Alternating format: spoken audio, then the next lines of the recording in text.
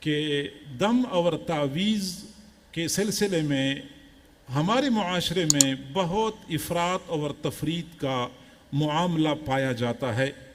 بعض لوگ تو اس سلسلے میں اتنی تفریط کرتے ہیں کہ وہ ہر دم اور ہر تعویذ کو ناجائز حرام قرار دیتے ہیں، بلکہ کئی مرتبہ اس پر شرک کے فتوے بھی لگائے جاتے ہیں۔ ہر دم اور ہر تعویذ کو ناجائز قرار دیتے ہیں، بلکہ کئی مرتبہ اس پر شرک کے فتوے بھی لگائے جاتے ہیں۔ اور بعض لوگوں میں تو دم اور تعویذ کے حوالے سے اتنا انہماک پایا جاتا ہے کہ وہ ہر مسئلے کا حل دم اور تعویذ میں تلاش کرتے ہیں، اور جو بندہ دم اور تعویذ کرتا ہے تو وہ سب سے زیادہ پہنچا ہوا تصور ہوتا ہے، اور جو دم تعویذ نہ کر سکے تو وہ گویا کہ دین سے بالکل نابلد سمجھا جاتا ہے۔ یہ لوگ اس میں بہت افراط کرتے ہیں۔ سمجھ لیں کہ دور جاہلیت میں بھی دم اور تعویذ کا سلسلہ چلتا تھا، جو شرکیہ کلمات پر مبنی ہوتے تھے۔ اس لیے حضور صلی اللہ علیہ وسلم نے منع کیا ہے کہ یہ لوگ دم اور تعویذ کا کام نہیں کرتے، یعنی وہ دم اور تعویذ کرنا جو مشرکین کا طریقہ تھا، شرک پر مبنی ہوتا تھا، یہ کام نہیں کرتے تھے۔ ان الرقا والتمائم والتوالات شرک، حضور نے فرمایا یہ دم اور تعویذات یہ شرک ہیں، یہ حضور نے فرمایا ہے۔ لیکن اس سے مراد یہ آج کل کے دم تعویذ نہیں ہے، اس وقت جو مشرکین میں رائج سلسلہ تھا اس کو آپ علیہ السلام نے شرک سے تعبیر کر لیا۔ تو حضور نے جو فرمایا کہ یہ لوگ دم اور تعویذ نہیں کرتے، جھاڑ پھونک نہیں کرتے، اس کا معنی یہ وہی جھاڑ پھونک ہے جو شرک کے زمانے میں رائج تھا۔ یہ تو اس حدیث کا معنی ہو گیا۔ میں ذرا اس مسئلے کی وضاحت کرنا چاہتا ہوں کہ دو لفظ میں نے بولے ہیں، دم اور تعویذ، یہ دونوں الگ الگ چیزیں ہیں، دونوں کا الگ الگ حکم ہے۔ دم کا معنی تو یہ ہے کہ آپ مریض کے لیے کچھ کلمات پڑھ لیں، اس پر پھونک ماریں، اور اس پھونک کی برکت سے مریض ٹھیک ہو جاتا ہے، اچھے اثرات پڑتے ہیں، اس کو دم کہتے ہیں، اور اس کو رقیتن کہتے ہیں عربی زبان میں۔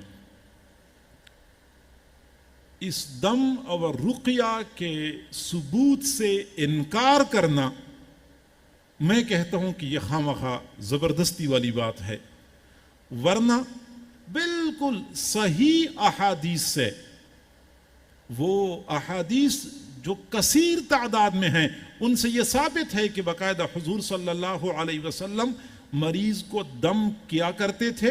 حضرات صحابہ کرام میں بھی دم کا سلسلہ چل رہا ہوتا تھا۔ صحیح بخاری شریف کی روایت ہے، حضور صلی اللہ علیہ وسلم خود اپنے آپ پہ دم فرمایا کرتے تھے،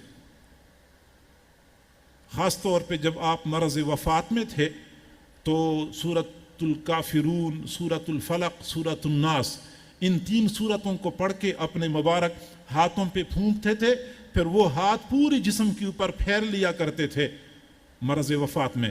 اور بخاری شریف کی روایت ہے، حضرت عائشہ صدیقہ رضی اللہ تعالیٰ عنہ فرماتی ہیں کہ جب آپ صلی اللہ علیہ وسلم کا ضعف اتنا بڑھ گیا کہ آپ خود اپنے ہاتھوں کو اپنے جسم مبارک پر نہیں پھیر سکتے تھے، تو پھر میں نے سورۃ الکافرون، سورۃ الفلق، سورۃ الناس پڑھ لی، اور آپ کے مبارک ہاتھوں پہ اس کو پھونک مار کے پھر آپ کے ہاتھوں کو پکڑ کے آپ کی جسم مبارک کے اوپر پھیر لیا۔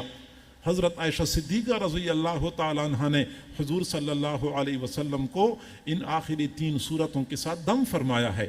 حضور صلی اللہ علیہ وسلم حضرت حسن اور حضرت حسین رضی اللہ تعالی عنہما کو بھی سورۃ الفلق اور سورۃ الناس کے ساتھ دم کیا کرتے تھے۔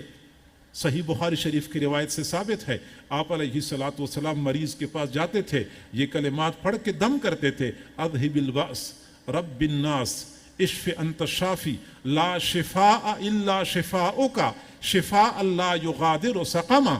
یہ آپ دعا پڑھتے تھے، مریض کو دم کیا کرتے تھے۔ تو گویا کہ یہ تو بخاری شریف کی صحیح روایات سے ثابت ہے۔ حضرت ابو سعید خدری رضی اللہ تعالیٰ عنہ اپنے ساتھیوں کے ہمراہ سفر کر رہے تھے، تو ایک قبیلے کا سردار تھا، اس کو سانپ نے ڈس لیا۔ پھر حضرت ابو سعید خدری رضی اللہ عنہ نے اس سردار کو دم کیا تھا، وہ سانپ کے ڈسے ہوئے کو، اور پھر سردار نے آپ کو 30 بکریاں بھی دیں، پھر صحابہ کرام نے حضور سے پوچھا کہ ہم وہ 30 بکریاں آپس میں تقسیم کر لیں یا کیا کریں؟ فرمایا کہ آپ لوگ تقسیم کر لیں، وَضْرِبُوا لِي بِسَهْمٍ، مجھے بھی اس میں سے حصہ دے دو، تقسیم کر لیں، مجھے بھی حصہ دے دو۔ پھر بعد میں پوچھا کہ ابو سعید آپ نے کس چیز سے دم کیا تھا؟ ابو سعید خدری نے کہا اللہ کے نبی مجھے تو باقی معلوم نہیں تھا، میں نے سورۃ فاتحہ کے ساتھ دم کر لیا۔ فرمایا کس نے آپ سے کہا تھا کہ سورۃ فاتحہ میں شفا ہے؟ عرض کیا کہ اللہ کے نبی ہم پہلے کئی مرتبہ ایسی ہی کلمات پڑھتے تھے، ان میں تأثیر ہوتی تھی، سورۃ فاتحہ میں تأثیر کیوں نہیں ہوگی؟ اس لیے میں نے اس یقین کے ساتھ دم کر لیا تھا۔ تو باقاعدہ یہ صحیح احادیث سے ثابت ہے۔ تو دم کے حوالے سے کوئی بندہ یہ کہہ دے کہ یہ ثابت نہیں ہے، یہ تو ہمیں تحکم ہے اور زبردستی ہے، صحیح احادیث سے ثابت ہے۔ البتہ تعویذ کے حوالے سے اگر ہم دیکھ لیں تو حضور صلی اللہ علیہ وسلم نے خود کسی کو تعویذ بنا کے نہیں دی۔ عبداللہ بن عمرو بن العاص رضی اللہ تعالیٰ عنہ سے ثابت ہے، ترمذی شریف کی روایت ہے کہ عبداللہ بن عمرو بن العاص رضی اللہ عنہ نے فرمایا کہ حضور صلی اللہ علیہ وسلم نے فرمایا اذا فزع احدکم فی منامہ فلیقل بسم اللہ اعوذ بکلمات اللہ التامات من غضبہ وسوء عقابہ ومن شر عبادہ ومن شر الشیاطین وان یحضرون۔ یہ دعا پڑھے، کسی کو خواب میں ڈر لگے، خواب میں ڈر جائے، اس کو چاہیے کہ یہ کلمات پڑھ لے۔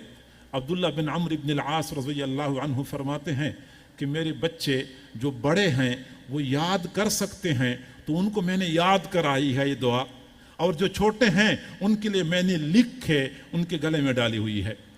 تو عبداللہ بن عمرو بن العاص صحابی رسول ہیں، وہ باقاعدہ فرماتے ہیں کہ میں نے لکھی ہے اور ان کے گلے میں ڈالی ہوئی ہے۔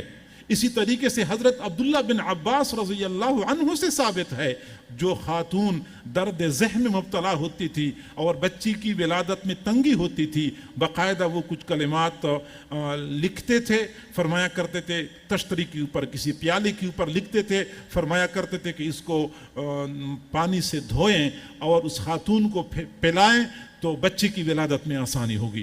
تو حضرت عبداللہ بن عباس سے ثابت ہے، حضرت عبداللہ بن عمرو بن العاص رضی اللہ عنہ سے ثابت ہے۔ علامہ ابن تیمیہ رحمۃ اللہ علیہ، جن کو یہ اہل حدیث حضرات اپنا بڑا مقتدا مانتے ہیں، انہوں نے اپنے فتاوی ابن تیمیہ میں لکھا ہوا ہے کہ ولا بأس للمصاب وغیرہ من المرضى ان یکتب له شیئا من کتاب اللہ وذکرہ بالمداد المباح فیغسل ویسقى۔ اس میں کوئی حرج نہیں ہے کہ بندہ کوئی قرآن پاک کی آیات میں سے کچھ لکھ لے یا اذکار مسنونہ میں سے کچھ لکھ لے، پھر اس کو دھو کے مریض کو پلایا جائے۔ علامہ ابن تیمیہ رحمۃ اللہ علیہ اس کو جائز قرار دیتے ہیں۔ سعید بن مسیب رحمہ اللہ جو مشہور تابعی ہیں بلکہ سید التابعین کہلائے جاتے ہیں، ان سے کسی نے پوچھا تعویذ کے بارے میں، فرمایا کہ لا بأس بہ اذا کان فی ادیم، اگر اس کو چمڑے کے اندر بند کر دیا جائے، اس سے اس کی بے حرمتی نہ ہو، اس میں کوئی حرج نہیں ہے۔ تو معلوم ہوتا ہے کہ تعویذ بنانا بھی ٹھیک ہے، لیکن اس میں تین شرطیں ہیں اس کی صحیح ہونے کے لیے۔ پہلی شرط یہ ہے کہ جو کلمات لکھے جاتے ہیں وہ صحیح کلمات ہونے چاہیے، ایسا نہ ہو اس میں کوئی شرکیہ کلمہ ہو۔ دوسری شرط یہ ہے کہ جس مقصد کے لیے تعویذ بنائی جا رہی ہے وہ مقصد صحیح ہو، کئی مرتبہ غلط مقاصد کے لیے لوگ تعویذ بناتے ہیں۔ اور تیسری شرط یہ ہے کہ بندے کا عقیدہ یہ ہو کہ اصل کام تو اللہ کرتا ہے، اصل مؤثر اللہ کی ذات ہے، یہ چیز بذات خود مؤثر نہیں ہے۔ یہ تین شرطوں کے ساتھ اگر تعویذ بنائی جائے تو اس کا استعمال کرنا ٹھیک ہے، لیکن پھر بھی تعویذ کی بنسبت دم کرنا یہ زیادہ مؤثر ہے، کیونکہ حضور صلی اللہ علیہ وسلم سے دم ثابت ہے، تعویذ ثابت نہیں ہے۔ اگرچہ تعویذ کرنا جائز ہے، لیکن تعویذ کرنا جائز ہے اس کا معنی یہ نہیں ہے کہ بندہ اس میں اتنا منہمک ہو جائے کہ ایک تو ہر مسئلے کا علاج تعویذ یا دم سے تلاش کرتا رہے، جیسا کہ آج کل لوگوں کا مزاج بنا ہوا ہے۔ کاروبار کے مسائل ہے تو کہتے تعویذ بنا کے دے دو، میرا گھر نہیں بک رہا تو تعویذ بنا کے دے دو، فلاں بندہ میرے پیسے کھا گیا تعویذ بنا کے دے دو۔ حضرت مولانا رشید احمد گنگوئی رحمۃ اللہ کے پاس ایک خاتون آئی اور کہنے لگی حضرت میں جب مانگ نکالتی ہوں اپنے بالوں میں تو ٹیڑھی مانگ نکلتی ہے، سیدھی نکلتی نہیں ہے، مجھے کوئی تعویذ بنا کے دے دو۔ اب مانگ سیدھی نہیں نکلتی، کوئی تعویذ بنا کے دے دو۔ حضرت کے پاس ایک اور بندہ آیا، کہنے لگا حضرت تعویذ بنا کے دو۔ فرمایا مجھے تعویذات کا کام مجھے نہیں آتا، میں نے یہ کام نہیں سیکھا۔ نہیں آپ اتنے بڑے عالم ہیں، آپ کو تعویذ بنانے آتے ہیں، ویسے آپ۔ چنانچہ حضرت مجبور ہو گئے، انہوں نے تعویذ بنا کے دے دیا۔ اس میں لکھا تھا کہ اللہ میں جانتا نہیں اور یہ مانتا نہیں، اللہ میں جانتا نہیں ہے اور یہ مانتا نہیں ہے، اس کا کام ویسے ہی کر دے۔ اللہ نے کام کر دیا، لیکن مقصد یہ ہے کہ ہمارے حضرات کا یہ کوئی زیادہ شغف نہیں تھا کہ ہم اس کام میں منہمک ہو جائیں۔ ہمارے اپنے حضرت جی دامت برکاتہم العالیہ کبھی بھی اس سلسلے کو نہیں پسند کرتے۔ شدید مجبوری کی حالت میں تعویذ کبھی کبھار بنا کے دے بھی دیتے ہیں، یا پانی دم تو کرتے رہتے ہیں، کبھی بہت کم ایسا ہوتا ہے شدید مجبوری کی حالت میں، ورنہ آپ کا اس طرح کوئی مزاج نہیں ہے۔ کوئی اور بندہ بھی آپ سے اجازت لیتا ہے تو فرماتے ہیں کہ کامل بنو عامل نہ بنو۔ اور آپ حضرات کو اچھی طرح پتہ ہے کہ جو لوگ عملیات کے چکر میں پڑ جاتے ہیں ان بیچاروں کا آخر انجام اور معال کتنا برا ہوتا ہے۔ تو بعض حضرات تو بالکل بطور پیشہ کی اس کو اختیار کرتے ہیں، اور اس کے نتیجے میں جو اخلاقی نتائج نکلتے ہیں یا پریشانیاں سامنے آتی ہیں اس سے ہم انکار نہیں کر سکتے۔ تو اس سے اجتناب کرنا چاہیے۔ میں اپنے ساتھیوں کو اصل میں یہ سمجھانا چاہتا ہوں کہ اس سلسلے کو زیادہ انہماک میں نہیں لانا چاہیے، زیادہ شغف اختیار نہیں کرنا چاہیے۔ ہمارے حضرت جی عام طور پہ فرماتے ہیں، جو بندہ کہتے ہیں کہ مجھے دم کرنے کی اجازت دے دو، فرماتے ہیں سورۃ فاتحہ یہ ہر بیماری کی شفا ہے، سورۃ فاتحہ کے ساتھ آپ دم کر لیا کریں۔ زیادہ دم کی اجازت بھی نہیں دیتے اور خود بھی اس سلسلے کو زیادہ طول نہیں دیتے۔ اور جو عملیات والے ہوتے ہیں تو عملیات والوں سے تو ہمیں بچنا چاہیے، خود بھی بچیں اور دوست احباب کو بھی بچائیں۔ خاص طور پہ جب ہم نے کوئی حساب لگوانا ہوتا ہے، گھر میں کوئی مسئلہ بن گیا، چوری ہو گئی کہتے حساب لگوا لو، بیماری آ گئی تو حساب لگوا لو، لڑائی جھگڑے ہو گئے تو کہتے فلاں سی حساب لگوا لو، اور وہ بھی الٹی ٹیڑھی سیدھی لکیریں کھینچ کے ہمیں بیوقوف بناتے ہیں۔ تو میرے بھائی یہ سارے کے سارے فقط دھوکے ہوتے ہیں اور مال کمانے کے ذرائع ہوتے ہیں، ان سے تو بالکل ہی اجتناب کرنا چاہیے۔ خود بھی زیادہ تعویذات کے چکر میں نہیں پڑنا چاہیے۔ تاہم میں نے بتا دیا ہے کہ یہ کام جائز ہے، ناجائز نہیں ہے۔